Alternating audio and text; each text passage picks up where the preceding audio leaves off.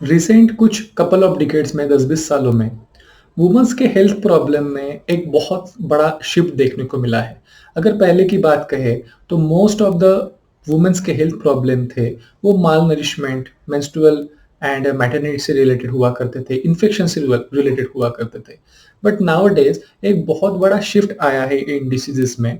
WHO के हिसाब से अगर हम वुमेन्स में होने वाले टॉप 5 डिसीजेस अगर देखें तो maternity and menstrual related problem जो है थर्ड फोर्थ पोजीशन पे आते हैं और फर्स्ट 3 जो है नए डिसीजेस एंट्री हुई है जो वुमेन्स में डिसीज एंड डेथ के टॉप कारण बताए जाते हैं।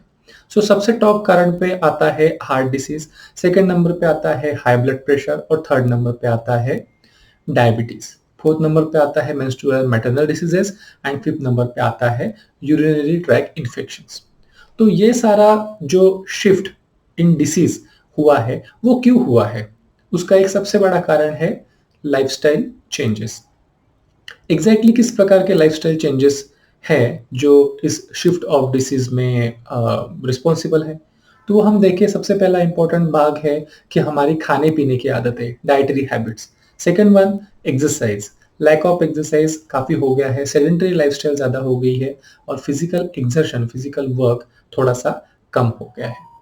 थर्ड चीज़ अगर हम देखें तो स्ट्रेस, मेंटल स्ट्रेस बहुत ज़्यादा मात्रा में बढ़ा हुआ आजकल मिलता है जिसकी वजह से बहुत सारे हार्मोनल और अदर चेंजेस आपके बॉडी में होते हैं और स्ट्रेस काफ़ी सारे डिसीजेस के बनने में ट्रिगर का काम करता है। एक लास्ट इम्पॉर्टेंट पॉइंट जो लाइफस्टाइल में डिसीजेस में पार्टिसिपेट करता है वो होता है अलग अलग प्रकार के केमिकल्स का एक्सपोजर।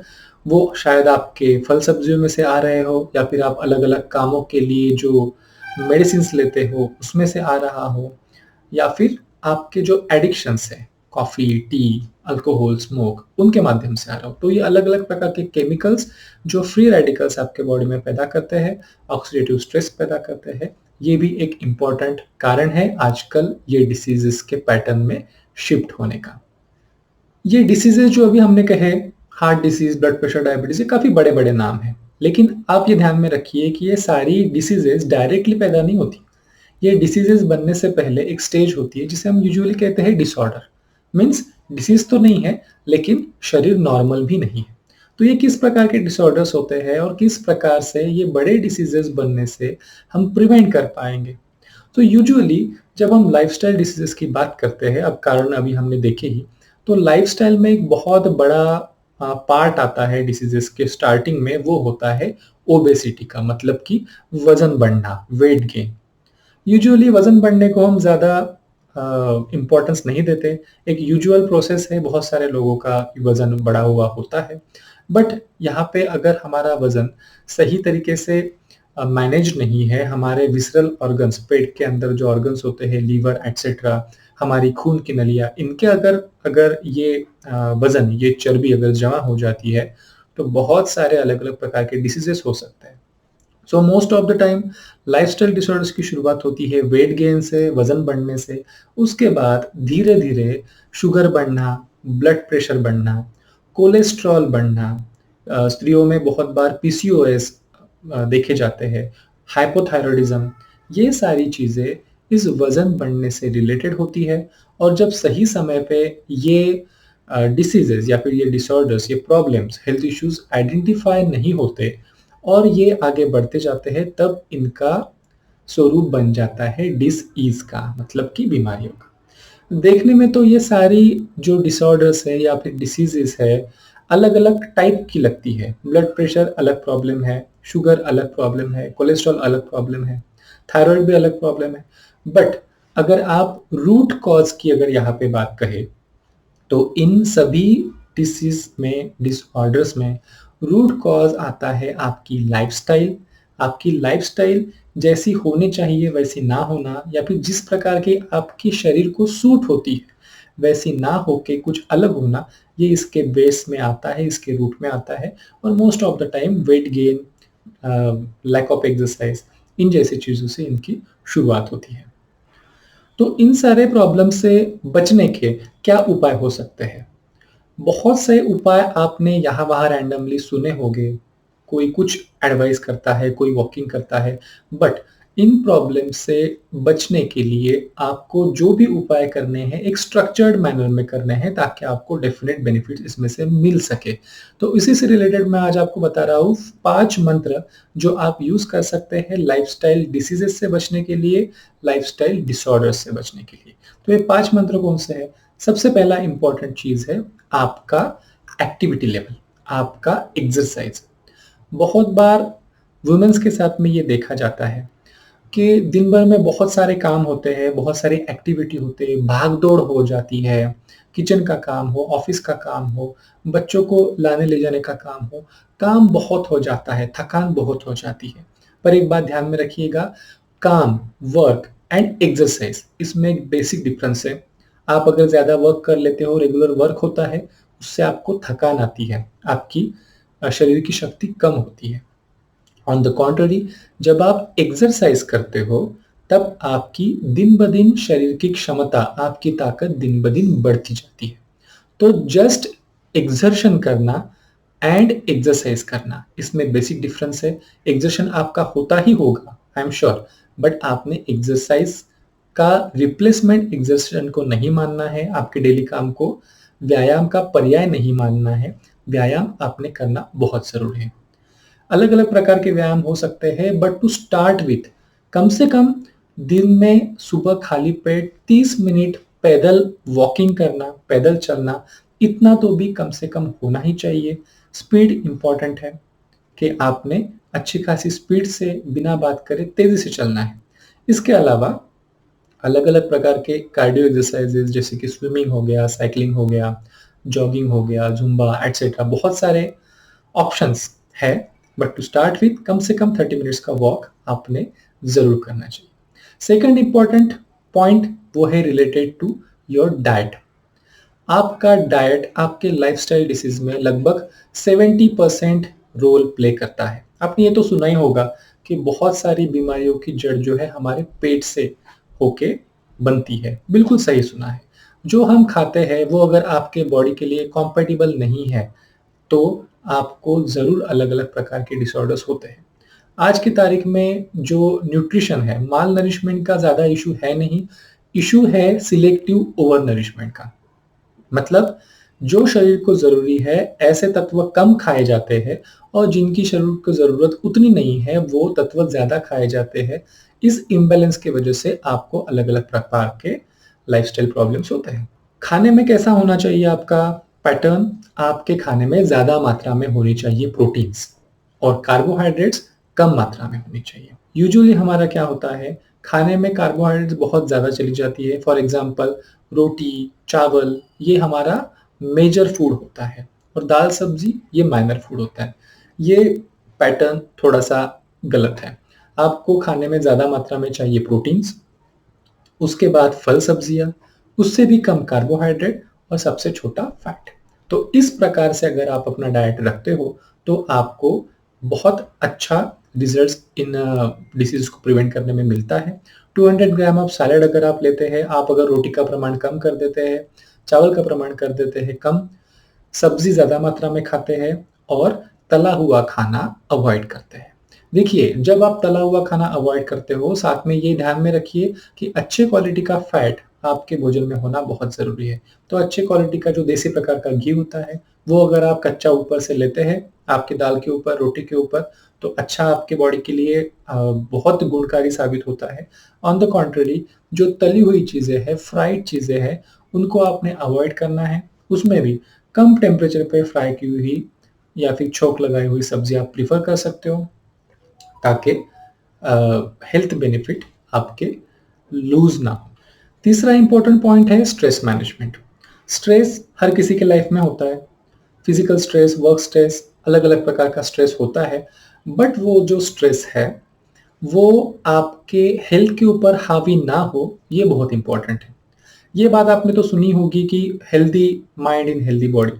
तो स्ट्रेस को मैनेज करने के लिए सबसे पहले आपका जो शरीर है, वो मज़बूत होना बहुत ज़रूरी है, वो हेल्दी होना बहुत ज़रूरी है। अगर आपका शरीर वीक है, तो आपके माइंड के ऊपर स्ट्रेस बहुत ज़्यादा हावी होने की और शारीरिक और मानसिक प्रॉब्लम्स होने की बहुत ज़्यादा संभावना होती है।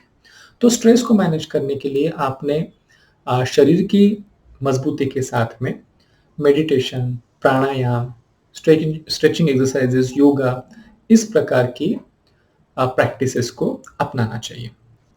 फोर्थ मंत्रा है मॉनिटर योरसेल्फ। जब भी आपके शरीर में कुछ गड़बड़ियाँ होती है, तब आपकी बॉडी आपको वार्निंग देती है।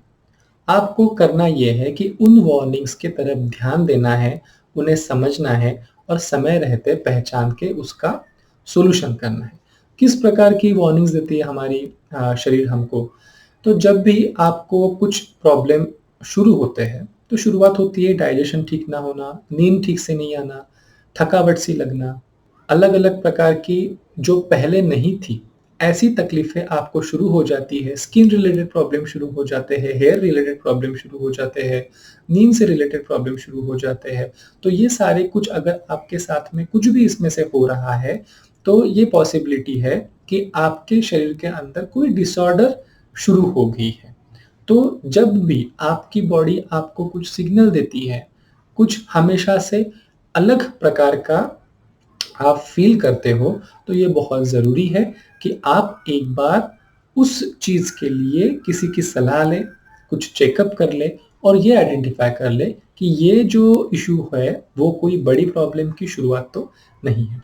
फ़िफ्थ सबसे इम्पोर्टेंट एक पॉइंट मैं आपको बताना चाहता हूँ, वो है इन्वेस्टिगेशंस। रेगुलर इन्वेस्टिगेशंस बहुत ज़रूरी है। आजकल जिन प्रॉब्लम्स की हम बात कर रहे हैं, आजकल डिसीज़ेज़ से होने वाली डेथ्स में 75% डेथ्स ये जो है लाइफ़स्टाइल डिसऑर्डर्स की वजह से है। Heart disease, diabetes, cholesterol, strokes, इन तरह के डिसऑर्डर्स की वजह से है। और ये सारे के सारे लाइफ़स्टाइल डिसऑर्डर्स 100% अवॉइडेबल है। आप इनको अवॉइड कर सकते हो विथ प्रॉपर प्रिकॉशंस। मीन्स जो 75% डेथ अभी आज के तारीख में हो रही है, वो सारी की सारी डेथ्स अवॉइड की जा सकती है अगर हम थोड़ा-सा खुद के हेल्थ के तरफ ज़्यादा ध्यान दें। तो बात कर रहे थे हम इन्वेस्टिगेशंस की। ये जो बेसिक लाइफ़स्टाइल प्रॉब्लम्स है जैसे कि obesity, fatty liver disease, diabetes, high blood pressure, high cholesterol, इन सब के कोई भी लक्षण नहीं होते। यूजुअली ये एक साइलेंट किलर प्रकार के प्रॉब्लम्स है, इनके कोई लक्षण नहीं होते। जब तक कि कोई बड़ी प्रॉब्लम शरीर के अंदर पैदा नहीं हो जाती, कोई ऑर्गन फेल्योर में नहीं जाता, इनके कोई लक्षण नहीं दिखते हैं। तो लक्षण नहीं दिखते हैं इसलिए इन्हें आइडेंटिफ़ाई करना बहुत मुश्किल हो जाता है। अगर आपको जॉइंट पेन हो रहा है, आपको तुरंत पता चल जाएगा कि हाँ, मेरे जॉइंट में प्रॉब्लम है और आप उसके लिए कुछ एक्शन लोगे, कुछ उसका इलाज करोगे। लेकिन अगर आपका कोलेस्ट्रॉल बढ़ा हुआ है, अगर आपका शुगर बढ़ा हुआ है, तो यूजुअली इसके कोई खास लक्षण नहीं दिखते हैं और इसी की वजह से ये इग्नोर होता है।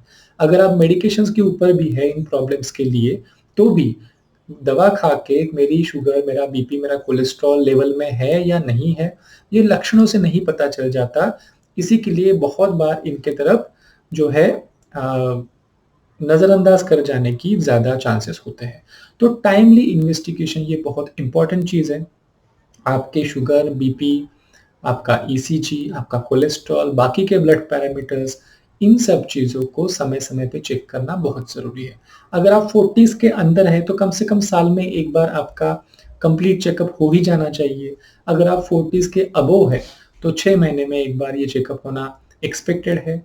अगर आपको कोई फैमिली हिस्ट्री है डायबिटीज़, बीपी, हार्ट डिसीज़ जैसी, तो आपने ज़्यादा कॉशियस होके ज़्यादा फ्रीक्वेंसी पे इसको चेक करना ज़रूरी है। और अगर आपको ऑलरेडी इसमें से कोई प्रॉब्लम डिटेक्ट हो गया है, तो आप अपने डिसीज़ के सीवियरिटी के हिसाब से महीने में 1 बार या फिर अकॉर्डिंगली उसको चेक करते रहना चाहिए। ये सारी बात तो हो गई ब्लड टेस्ट की। लेकिन सारी की सारी बीमारियाँ ब्लड टेस्ट में पकड़ में नहीं आती, ख़ास करके जब हम बात कर रहे हो हार्ट से रिलेटेड रिस्क फैक्टर्स से। ये ब्लड प्रेशर, शुगर, कोलेस्ट्रॉल ये सब हार्ट से रिलेटेड रिस्क फैक्टर्स हैं। तो हार्ट की कैपेसिटी कैसे मेज़र करते हैं? कैसे हम हार्ट के ऊपर आया हुआ लोड, हार्ट की तरफ बढ़ती हुई कोई बीमारी, हार्ट अटैक या फिर हार्ट फेल्यूर, इनको समय पे पहचान के प्रिवेंट कर सकते हैं। तो उसके लिए एक सिंपल सी टेस्ट होती है जिसका नाम है स्ट्रेस टेस्ट।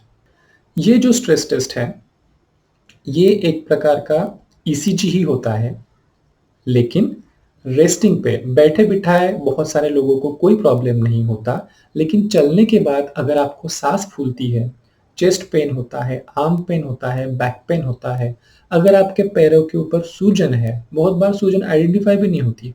जब आप अंगूठे से अपने पैर के हड्डी के ऊपर दबा के देखते हो, तब अगर गड्ढा पड़ने वाली सूजन है, तो ये सारे जो लक्षण हैं इंडिकेट करते हैं कि आपने हार्ट का चेकअप कर लेना चाहिए। सो स्ट्रेस टेस्ट ये ट्रेडमिल टेस्ट होती है, जहाँ पे चल के आप ईसीजी निकालते हो। अगर आपके हार्ट की फंक्शनल कैपेसिटी कम हो गई है, तो ये स्ट्रेस टेस्ट में आपको पता चल जाता है। तो ये सारे ब्लड टेस्ट, फंक्शनल्स टेस्ट, आपका खुद का ऑब्जर्वेशन, आपके डायटरी मॉडिफिकेशंस, आपकी एक्सरसाइज के अंदर रेगुलैरिटी और आपका प्रॉपर तरीके से होने वाला स्ट्रेस मैनेजमेंट। इन 5 प्रकार के जो अ, एक्टिविटीज़ है, जो मेजर्स है, इसके माध्यम से आप most of the lifestyle disorders से बच सकते हो, समय पे आइडेंटिफ़ाई करके उनको करेक्ट कर सकते हो। थोड़ी-सी ज़रूरत है जागरूक होने की और अपने आजू-बाजू वाले लोगों को भी जागरूक करने की, उनका ध्यान रखने की।